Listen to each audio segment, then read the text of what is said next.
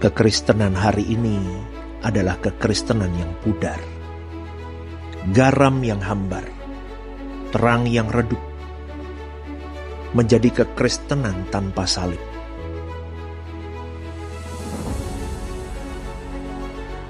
Menyelimuti manusia tanpa kasih dan pengorbanan. Di kayu salib itu, putra tunggalnya, Yesus itu mati untuk semua manusia. Namun adakah manusia menghargai akan kematiannya? Seperti Yesus bukanlah lagu atau nyanyian. Seperti Yesus bukanlah slogan, namun harus berjuang untuk dihidupkan. Mengenakan pikiran, mengenakan perasaan Kristus, dan berkarakter seperti Dia, itulah kekristenan yang sesungguhnya. Hidupmu dan hidupku adalah gambaran Kristus. Tahun ini, tahun kedewasaan karakter di dalam Kristus. The powerful year of breakthrough into Christ.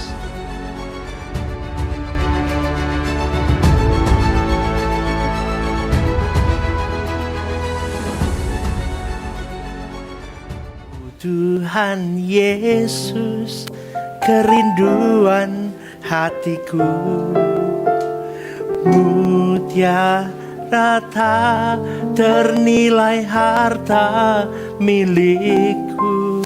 Katakan, keindahanmu memudarkan dunia. Di mataku Engkau termulia. Lagu ini lagu indah, saudaraku.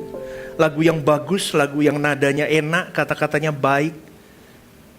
Tapi benar gak kata-kata ini kita terapkan dalam hari hidup?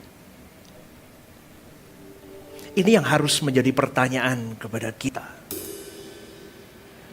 Kalau kita duduk, kita sambil santai, kita di dalam ruang doa, kita bertemu Tuhan, kita menyanyikan lagu ini. Oh Tuhan Yesus, kerinduan hatiku. Bener gak Tuhan Yesus kerinduan hati kita? Atau yang lain, saudaraku? Mutiara tak ternilai harta milikku. Keindahanmu memudarkan dunia. Di mataku Engkau termulia. Kalau kita nyanyi lagu ini, tapi kelakuan hari hidup kita tidak seperti ini, kita sedang melecehkan Tuhan. Saya ngomong begini supaya Bapak Ibu, saudara-saudari yang hadir, tidak bermain-main dengan Tuhan. Hari Rabu kemarin, saya membawakan kebenaran firman Tuhan tentang bagaimana menyerahkan hidup dengan benar di hadapan Allah. Sampai saya berikan beberapa kisi-kisi untuk menjadi sebuah pertanyaan yang bisa ditanyakan kepada diri kita. Adakah aku sudah menyerahkan hidup dengan benar di hadapan Allah? Karena sejatinya saudaraku, ketika saya lahir Kristen, saya lahir sudah Kristen. Saya berpuluh tahun jadi orang Kristen. Saya pelayanan dari saya kecil, saudaraku. Tapi saya tidak menemukan arti penyerahan diri yang benar di hadapan Allah. Saya tidak menemukan arti kekristenan yang benar di hadapan Allah. Saya tidak menemukan arti melayani perasaan Tuhan. Karena fakta yang saya lihat, orang menyenangkan pribadinya. Kalau dia egonya ada, dia bisa rusak pelayanan. Dia bisa rusak nama Tuhan. Dia bisa rusak segalanya. Yang penting tentang dirinya. Dan kalau hari ini orang Kristen berkata, aku sedang melayani perasaan Tuhan, bullshit, saudaraku. Bullshit, saya katakan. Banyak omong kosong di situ. Ada lagi lagu-lagu, ku pertaruhkan semua yang ku miliki. Bohong, kau tidak mempertaruhkan semua yang kau miliki. Itu yang saya kejar di gereja ini, saudaraku. Kebohongan demi kebohongan orang Kristen itu selalu ada dan terus ada. Dan itu memuakkan. Adalah satu lagu lagi yang lagunya Pak Era selama apa ya? Tadi lagu apa, Marcel? Seperti Yesus itu ya. Yang selalu menyukakan hatimu. Bapa, ku mau indah di matamu. Betul lagu itu ya? Dan mulia dalam pandanganmu. Disingkatnya hari hidup ini, ku rela batinku kau hiasi. Seperti Yesus, seperti Yesus, seperti Yesus, seperti Yesus, pokok keselamatanku. Seperti Yesus, seperti Yesus, apa? Yang selalu menyukakan hatimu. Ini lagu tinggal lagu, karena kebanyakan orang Kristen hanya suka lagunya dan tidak suka melakukannya. Maka saya kejar terus, saudaraku. Kenapa? Saya lihat buahnya dari orang Kristen. Pribadi orang Kristen yang dikatakan umat pilihan katanya. Dan saya sandingkan dengan orang di luar sana yang tidak mengenal Tuhan, tidak kenal Tuhan. Bapak Ibu yang dikasih oleh Tuhan, banyak orang di luar gereja, hidupnya, cara dia hidup, dia lebih tabah, dia lebih kuat, dia lebih menerima realita hidup dibanding sebagian orang Kristen.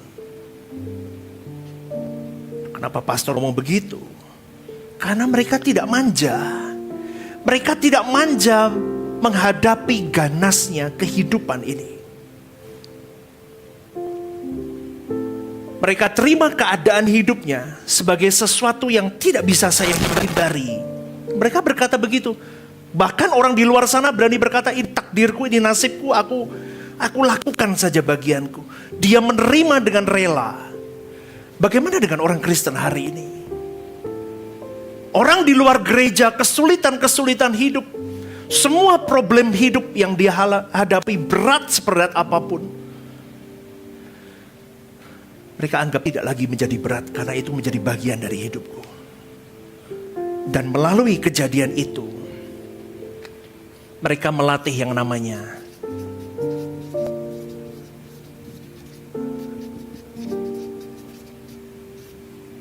kedewasaan mental. Ini yang saya kejar, saudaraku. Karena banyak orang Kristen yang mengaku umat pilihan, manja dalam kehidupan ini. Mereka berharap selalu keadaan sesuai dengan keinginan mereka. Aku maunya A, Tuhan harus turuti aku A. Aku maunya B, Tuhan harus turuti aku B. Karena banyak orang Kristen tidak bisa menerima keadaan yang menurut mereka tidak menyenangkan di dalam pandangannya. Tidak bisa terima. Maka saya terus ribut masalah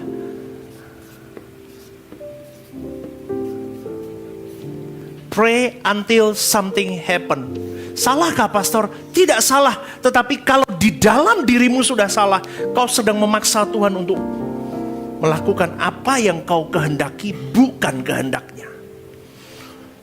Ini digaungkan di banyak gereja dan tidak diberi fondasi kuat di dalam memahami akan hal ini. Karena dengan kepicikan pikiran seseorang, yang terutama orang Kristen ini, mereka renta menghadapi hidup, saudaraku. Karena dipicu dengan ajaran-ajaran yang berkata bahwa Allah itu berkuasa, Allah itu baik, Allah dapat menghindarkan orang percaya dari berbagai problematika hidup. Dan akhirnya terciptalah ini. Sebagai akibatnya saudaraku, banyak orang Kristen yang mentalnya tidak bertumbuh secara dewasa. Kalau mental saja nggak bertumbuh, bagaimana dengan spiritual?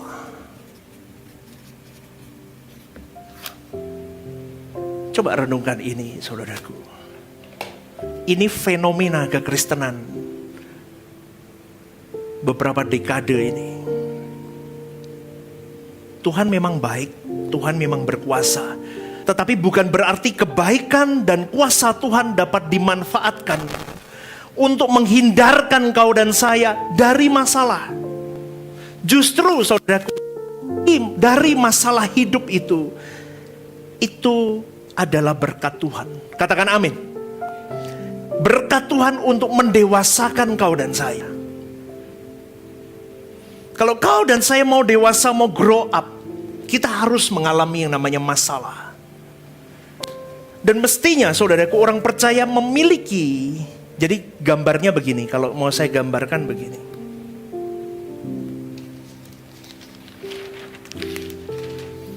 Seorang manusia akan mengalami yang namanya pertumbuhan jasmani. Amin. Kita ini pasti tambah tinggi, tambah tua, suara berubah dan sebagainya. Oh pasti, ini pasti kita akan alami pertumbuhan jasmani. Ini sesuatu yang pasti. Tetapi seseorang umum pasti akan mengalami juga yang namanya pertumbuhan mental.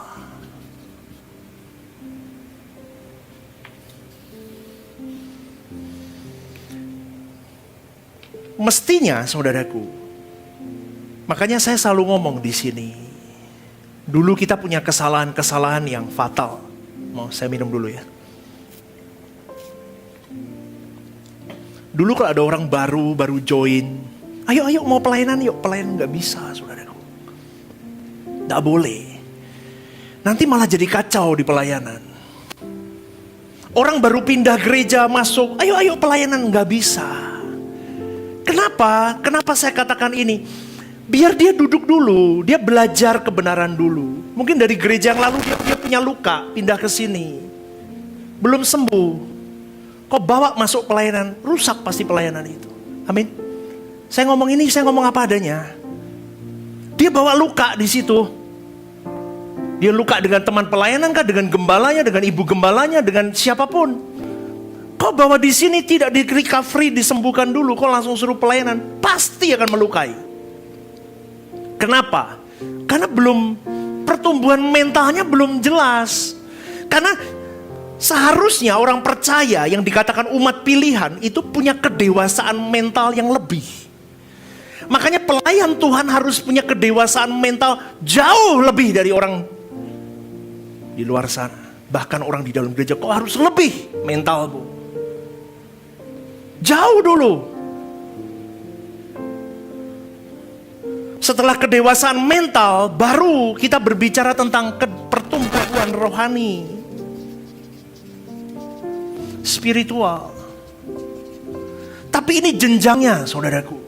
Kau tidak bisa lompat ke sini hanya karena kau suka nyanyi di kamar doa terus inimu nggak kamu urus, nggak bisa. Amin. Anda masih mengikuti? Karena banyak orang yang hanya kelihatannya spiritual, tetapi dia tidak memikirkan mentalitinya. Ini pelajaran ketika saya ambil bagian pelayanan penggembalaan, saya mulai mengerti ini, saudaraku. Gereja rusak, pelayanan rusak karena orang hanya lihat di sini. Oh, kelihatannya baik ya, kelihatannya santun ya, kelihatannya lemah lembut ya, kelihatannya begini. Belum tentu, inimu belum. Lah, Kedewasaan mental itu apa, Pastor? Dengerin baik-baik. Ini bekal buat kita semua. Di perusahaan dimanapun sama. Jangan kalian sibuk punya pegawai, oh Kristen, oh pinter ini. Setiap ini izin sama saya kok. Pastor, kenapa izin apa? Izin Komsel. Belum tentu. Halo? Izin pergi ibadah tengah minggu. Belum tentu.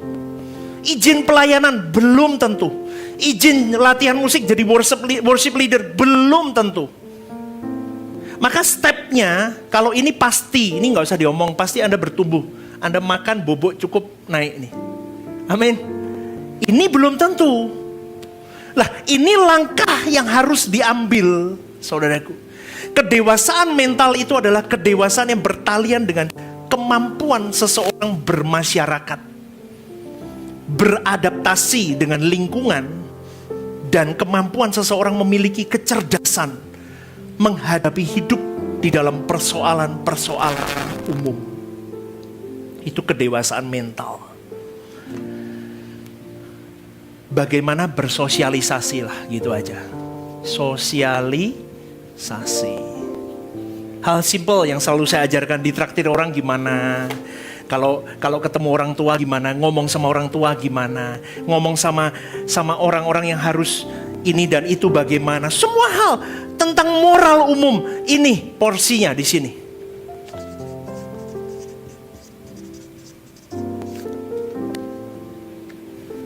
Ini digodok ketika menghadapi masalah gimana. Kapan kau diam, kapan kau bicara, kapan kau respon, kapan kau harus diam, kapan kau harus melakukan ini dan itu. Itu kedewasaan mental. Bahkan firman Tuhan pun di dalam Injil pun banyak mengajarkan kita bagaimana kita dewasa di dalam mental kita. Ketika kita memberi pertolongan kepada orang, apa yang harus kau lakukan? Tangan kiri memberi, tangan kanan jangan tahu ini dan itu. 70 kali 7 mengampuni semuanya. Tetapi saudaraku, semuanya ini bertalian dengan ini nanti ke depannya. Loh, gimana sih pastor? Maksudnya begini. Ketika seseorang belajar bertumbuh di dalam mentalnya, akhirnya ada satu dinding kuat yang akhirnya dia tidak bisa menerobos ini. Ngerti gak saudaraku? Ngerti gak? Sampai kita duduk di ruangan Rehoboth Semarang ini atau di kelas-kelas suara kebenaran, Anda tahu bahwa kalimatnya seperti Yesus. Ternyata kedewasaan mental ini berhenti di sini semuanya. Betul? Betul? Ora iso nembus. Mengampuni, ya aku memaafkan sih. Tapi untuk mengampuni total enggak bisa. Ternyata dalam hatiku masih ada dendam sama orang itu. Kalau bahasa anak sekolah dulu tak ceng. Masih tahu enggak bahasa itu? Tak ceng weh. Ya. Guru ini ngecingan ya. Tak ceng kamu. Lah itu masih berhenti di sini. Aku memberi, tapi aku pamrih. Loh kok gak bisa semua ya kebentur di sini? Inilah, tapi di level inilah mental kamu belajar, Bapak Ibu. Bagaimana mengampuni? Mengampuni tidak pura-pura baik, tetapi sungguh dari kedalaman hatimu bisa plong keluar. Gak bisa, pastor. Itu hanya teori di Alkitab. Aku gak bisa. Gak mungkin, impossible. Oh ya, memang impossible. Kalau kau tidak mengandalkan Tuhan memang susah. Caranya ke sini gimana? Ini saya jelaskan. Saya jelaskan lagi. Kedewasaan rohani itu apa, saudaraku? Selain manusia itu punya kedewasaan mental, dia juga punya kecerdasan roh. Apa itu kecerdasan roh? Kemampuan seseorang untuk mengerti, melakukan kehendak Allah. Wah ini susah kalau diomong begini. Ya inilah gambarannya seperti apa sih? Seperti Yesus melakukan kehendak Allah. Artinya apa yang berkenan di hadapan Allah? Seperti Yesus melakukan segala sesuatunya berkenan di hadapan Allah. Kalau teori ini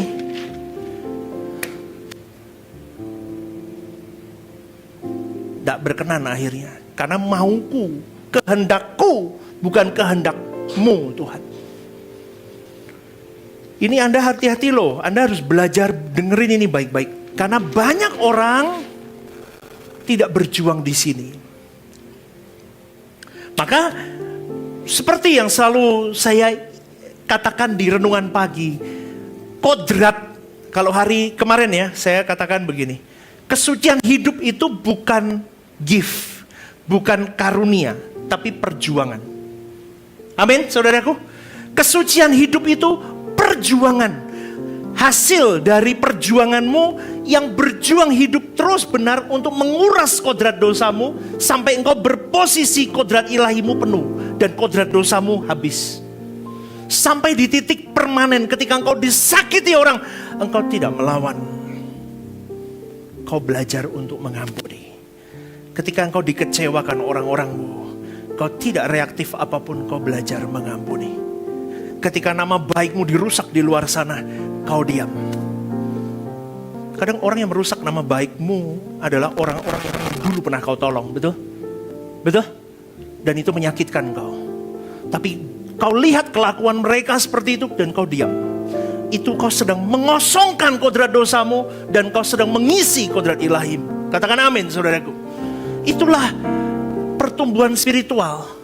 Melalui apa pertumbuhan spiritual? Masalah hidup. Gak ada cara mudah kamu mengisi kodrat ilahimu tanpa masalah hidup. Dari masalah hidup itulah kau berjuang praktek seperti Yesus. Dikerok semuanya. Aduh Tuhan, tapi orang kok model begini ya. Bocengli orang begini. Bocengli orang begini gak bener ini. Tapi kau berjuang. Bukankah Yesus pun datang memberikan hidup, melepaskan segalanya, dan dia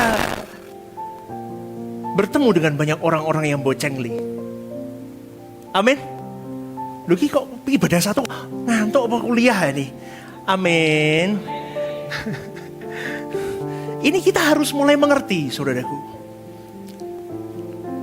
Maka kekristenanmu dan kekristenanku tidak memuakkan orang dan tidak terombang-ambing.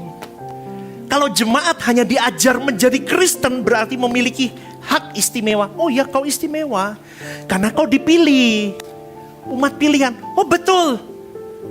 Tetapi untuk di sini ini belum tentu selamat. Kan saya sudah pernah ajarkan di pendalaman Alkitab. Sampai di tangan Tuhan berjuang, aktif. Dia sampai datengin, berikan anaknya yang tunggal, dia kasih Roh Kudus, dia kasih Injil, dia kasih rema semuanya. Dia kasih masalah hidup supaya umat pilihan ini berkenan. Tetapi ada andil kita di situ. Lah, kalau kita tidak andil untuk menangkap gini loh. Stephen, kamu akan kuberi satu bidang tanah. Tapi dengan perjanjian A, B, C, D. Tanah sudah kusiapkan, tapi perjanjiannya begini. Oke, berarti pihak yang memberi sudah melakukan bagiannya, saya harus melakukan my part. Betul nggak saudaraku? Supaya sertifikat itu suatu hari benar di tangan saya. Amin. Lah, banyak orang Kristen yang tidak mengerti itu. Seakan-akan, oh nggak usah lakuin, pokoknya nanti pasti dikasih, Tuhan udah janji. Gak bisa, kau harus melakukan itu. Maka saudaraku yang dikasih oleh Tuhan, kalau jemaat hanya diajar, oh kamu istimewa, oh iya betul. Tetapi di dalam keistimewaanmu, yang diberi lebih dituntut, itu beratnya. Kalau hari ini kau berkata, lah orang dunia aja gak apa-apa, kau lebih dari dia. Karena kau pilihan. Kopassus sama tentara biasa beda latihannya. Karena dia dipilih menjadi pasukan khusus. Betul? Pertarungannya beda. Saya suka badminton Bapak Ibu dulu. Sama anaknya Pak Agus sih, siapa Enji. Ya beda latihannya. Dia atlet. Pagi lari, apa lari. Lah saya lari seminggu sekali aja belum tentu Bapak Ibu. Terus saya mau ngelawan dia. Ya gak bisa. Terus Enji ngomong sama papahnya, "Lah pastor aja gak lari." Loh saya bukan atlet. Kalau saya atlet, Boleh dikomparasi. Beda lah, maka dari itu saudaraku, kau dan saya harus sadar, oh kita pilihan. Yes, berarti kalau kau tahu dirimu istimewa, pilihan. Jangan minta dijauhkan dari masalah, katakan amin. Masalah kok ditengking-tengking. Halo, siapa yang dulu suka tengking-tengking masalah? Bertobatlah, saya dulu begitu Bapak Ibu. Saya olesi minyak dan saya tengking-tengking. Ora lungo masalahnya, tambah akeh malahan. Nggak bisa. Maka kita harus punya kebenaran yang murni di dalam diri kita bahwa kalau aku jauh dari masalah, aku tidak akan dewasa. Kalau aku jauh-jauh dari masalah, mentalku tidak bertumbuh. Seorang Kristen tidak akan pernah jadi dewasa kalau dewasa rohani, kalau mentalnya tidak dewasa. Saya ulang sekali lagi. Kekristenanmu tidak akan pernah mengalami kedewasaan spiritual kokoh kuat kalau mentalmu belum dewasa. Karena memang pertumbuhannya harus begini, baru begini. Ini nggak bisa di skip saudaraku. Pertumbuhan mental dan pertumbuhan rohani ini bisa berjalan bersama. Bisa. Tetapi ini mental ini level pertamanya. Tapi itu bebarengan. Yang tadi saya ngomong nabrak akhirnya. Anda sampai di sini nabrak. Seorang yang memiliki kedewasaan mental belum tentu dewasa rohani. Saya ulang sekali lagi. Seseorang yang punya kedewasaan mental belum tentu rohaninya dewasa. Tetapi seseorang yang rohaninya dewasa pasti mentalnya dewasa. Itu pasti. Padahal saudaraku, problem hidup adalah bagian dari berkat Tuhan yang luar biasa. Saya bisa sampai di titik ini kalau saya berpikir gitu ya. Saya duduk di kamar doa, saya merenung hidup saya. Benar ya Tuhan? Makanya saya bisa ngomong begini. Karena Tuhan hajar saya di sini dan di sini bebarengan. Dalam waktu yang cepat. Makanya kalau Bapak Ibu hari ini mengalami masalah itu seperti air terjun, gerojokannya kuat, bersyukur. Anda semakin cepat itu. Kadang masalah satu belum selesai, datang lagi dua belum selesai, 3, 4, 5. Makanya banyak orang ngomong, loh aku deket sama Tuhan kok tambah banyak masalah. Loh kamu sedang diproses nak. Halo, Anda sedang diproses. Amin. Malah Anda semakin bergairah, semakin sampai itu benar satu kata, yaitu apa? Patah hati dengan dunia. Ternyata aku gak bisa tanpa Tuhan ya. Kalau dulu kan kita berpikir aku bisa. Ternyata sampai di satu titik aku patah hati dengan dunia. Benar ya? Gak bisa. Akhirnya ketika engkau sudah mulai patah hati dengan impian-impianmu, kau patah hati dengan jalan keluar dari dirimu sendiri, kau patah hati dengan banyak hal. Ada orang menjanjikan mau menolongmu dan cancel, A, bohong, C, hanya tipu-tipu. Dan akhirnya engkau bisa berkata, benar ya Tuhan. Pernah gak sampai di situ saudaraku? Dulu janji. Akhirnya kau berkata, ternyata gak ada ya Tuhan. Ternyata benar, hanya Tuhan. Wah itu saya alami saudaraku.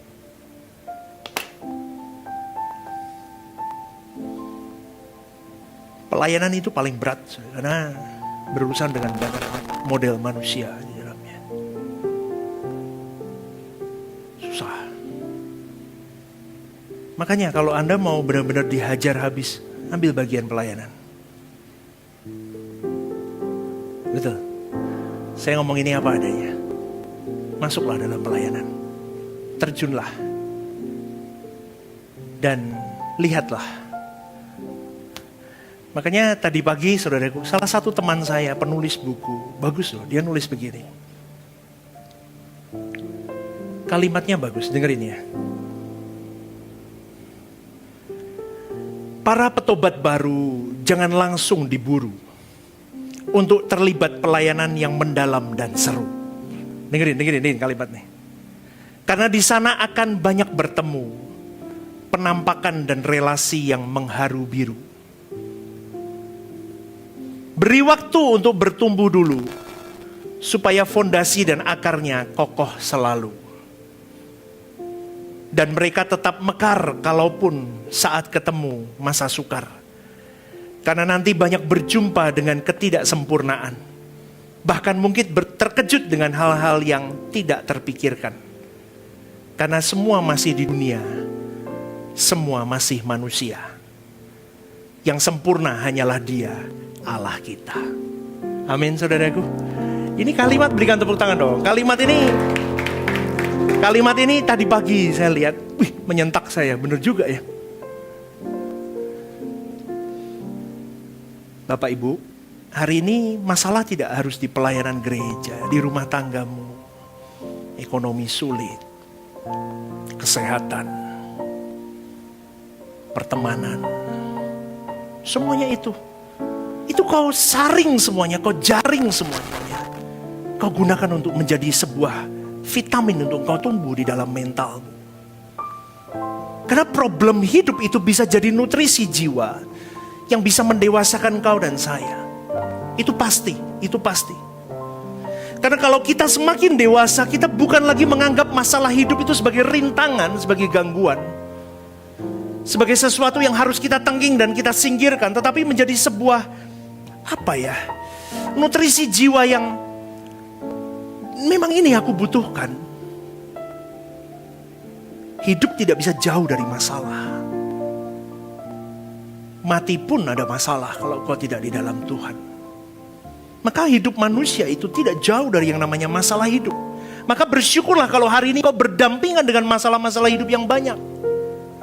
Maka kau bisa berkata dan mengerahkan jiwamu. Dan kau berkata, thank you Lord, untuk everything yang kau beri atas diriku. Maka gereja ini, saudaraku,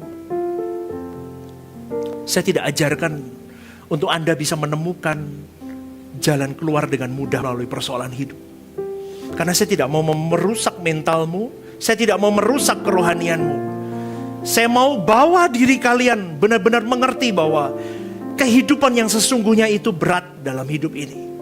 Karena engkau umat pilihan, engkau dipilih untuk menjadi garam, untuk menjadi terang, untuk menjadi contoh di dalam kerutan hidupmu. Amin, saudaraku. Amin, saudaraku. Kau harus jadi garam dan terang yang benar-benar asin, yang benar-benar terang. Di tengah beban yang kau pikul. Stephen, aku letakkan kau di sini, di tempat di mana kau seakan-akan bodoh. Kau sedang kuajak untuk ini.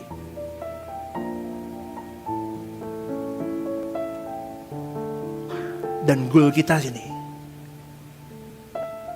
Yesus pun kelihatan bodoh karena melakukan kehendak Allahnya.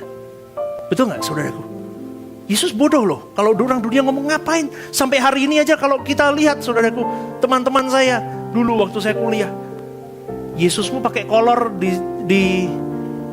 digantung aja gak bisa nyelamatin dirinya. Kok lu mau berharap sama orang model begitu? Betul loh, saudaraku.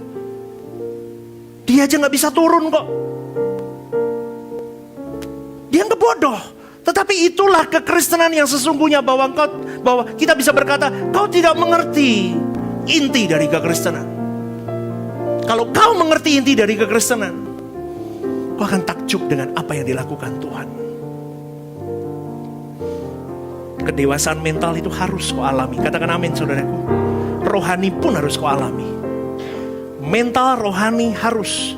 Pertumbuhan rohani inilah yang membuat orang percaya bermental seperti Bapaknya. Bagaimana sih seorang Elohim Yahweh Bapa kita di surga? Nah itu saya pernah ajarkan di hari Rebu. Tentang PL beberapa seri itu, 2 bulan kan. Kiasan dari gambaran seorang Abraham menyerahkan anaknya Ishak. Itu pasti kualitas kerohanianmu dan mental kita semakin berjuang. Aku mau senengin Bapakku, aku mau sempurna seperti dia. Maka problem masalah hidup tidak boleh dianggap negatif, saudaraku. Sekarang kalau kau punya masalah, tidak ada dunia satu tangan pun menolong, siapa yang kau cari? Tuhan toh. Betul? Lah makanya sekarang dibalik, saudaraku. Sekarang kalau kau punya masalah, jangan cari tangan siapapun selain tangan Tuhan. Tuhan itu prioritas. 1, 2, 3, katakan prioritas. 1, 2, 3, prioritas. Kalau prioritas berarti dia satu-satunya, dia yang utama, dia yang pertama. Amin. Tuhan yang pertama, yang utama. Aku kedua dulu, tidak ke lain. Segalanya untuk Tuhan. Penyerahan hidup total untuk Tuhan, karena dia prioritas. Justru saudaraku, ketenangan orang percaya tumbuh, keteduhan orang percaya tumbuh ketika dia bergaul erat dengan yang namanya masalah hidup. Semakin ruwet, semakin dia, coba ya Bapak Ibu, akan semakin teduh. Tenang, tenang.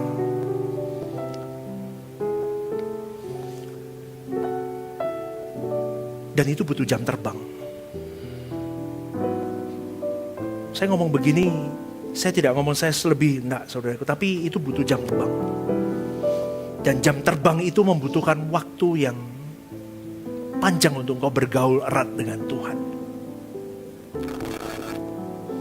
Karena semakin kau terbang tinggi sama Tuhan, jam terbangmu tinggi sama Tuhan, kau bisa memandang masalah itu adalah sebagai, itu cara Tuhan menunjukkan kasih-Nya kepadaku.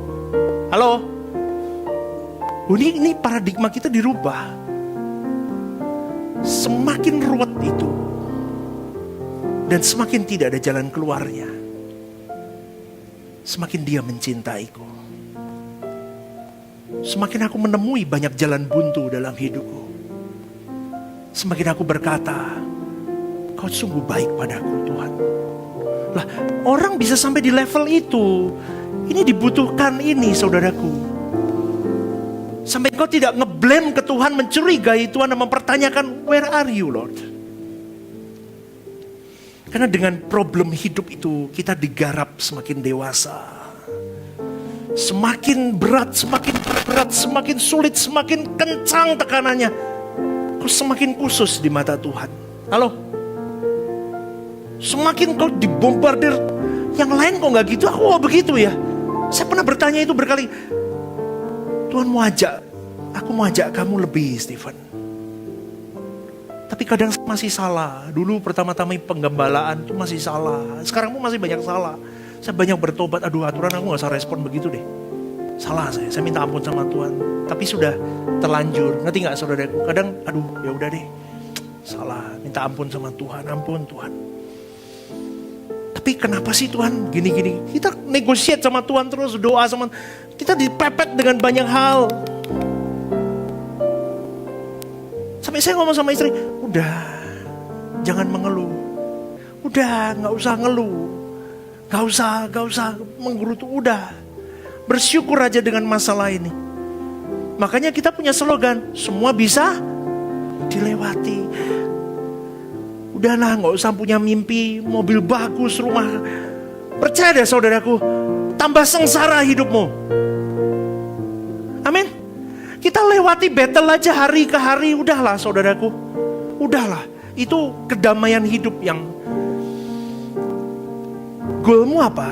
Cita-citamu apa? Aku mau ini. Aku mau seperti Yesus. Meskipun aku masih jatuh bangun, bobrok, nilaiku masih jelek, tapi aku tak berjuang Tuhan. Ya kalau kamu udah ngomong begini, masalahmu banyak nanti.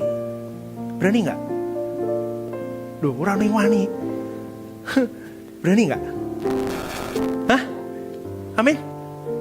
Yang berani angkat tangan aku gak lihat deh. 1, 2, 3 angkat tanganmu. Tuhan dicatat, malaikat catat.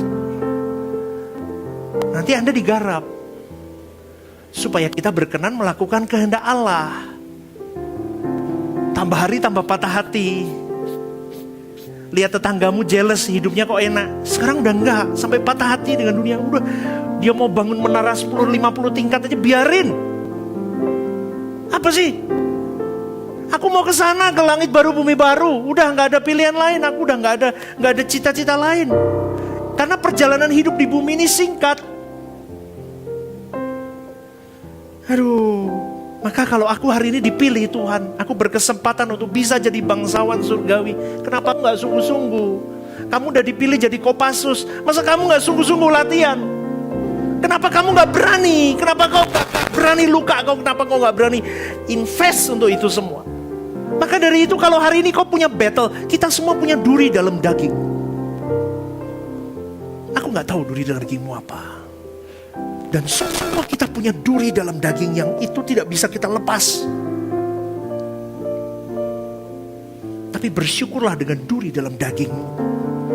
Dan setiap kali kau merasa sakit dengan duri dalam dagingmu itu, kau bisa berkata, Tuhan mencintaiku dengan meletakkan duri dalam daging di dalam hidupku. Amin. Semakin kau berupaya mencabut duri itu, semakin kau melukai dirimu. Tidak bisa.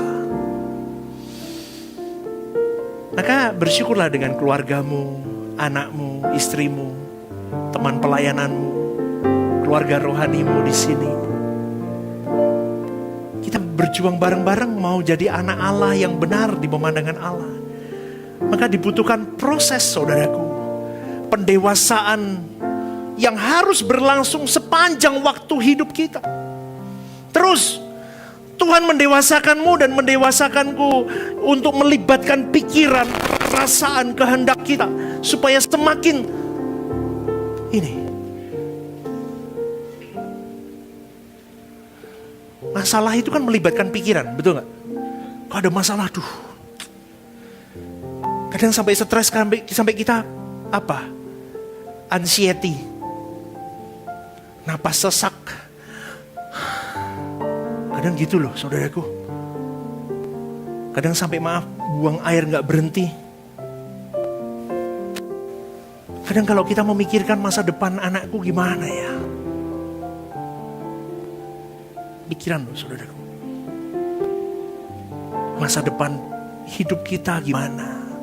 Apalagi kalau ada keluarga yang sakit. Gimana ya Tuhan? Maka saya belajar untuk tadi saya ngomong. Semakin jam terbangmu sama Tuhan tinggi, semakin kau expert di situ. Ngerti gak? Kalau ada badai sama Raja Wali, bus gitu, semakin tukikanmu, semakin kepakin sayapmu, semakin lihai. Karena bagi orang percaya yang sudah kenal kebenaran, kita sudah kenal kebenaran. Gak tahu udah dilakuin apa belum, tapi Anda sudah kenal pasti. Kalau Anda duduk di sini, Anda sudah kenal kebenaran. Seharusnya Anda tidak terkejut kalau ada sesuatu luar biasa yang terjadi dalam hidup kita. Amin. Karena ketika ada sesuatu boom terjadi, oh Tuhan baru garap hidupku. Aku mau mengalami perubahan. Tidak apa-apa. Karena Tuhan itu bukan pribadi yang menyakitimu dan menyakitiku. Enggak, saudara. Ingat.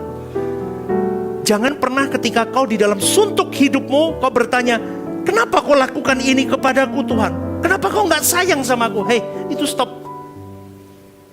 Semakin buntu semakin sayang. Artinya apa? Yuk deket aku nak. Nak, ayo deket aku. Deket, semakin deket. Yuk peluk erat aku.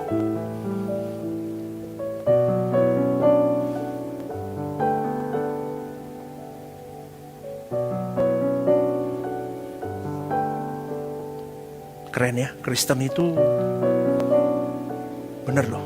Seperti Yesus itu ajaran yang gak main-main. Maka kita harus bergerak, maju. Amin, saudaraku. Dewasakan mental kita. Ini moral umum aja. Kelakuanmu yang baik gitu loh, saudaraku. Yang baik. Yang baik, saudaraku. Yang baik. Dimanapun kau lakukan yang baik. Jangan jahat sama orang. Jangan jahat sama siapapun. Termasuk orang tuamu, keluargamu, mertuamu, teman pelayananmu.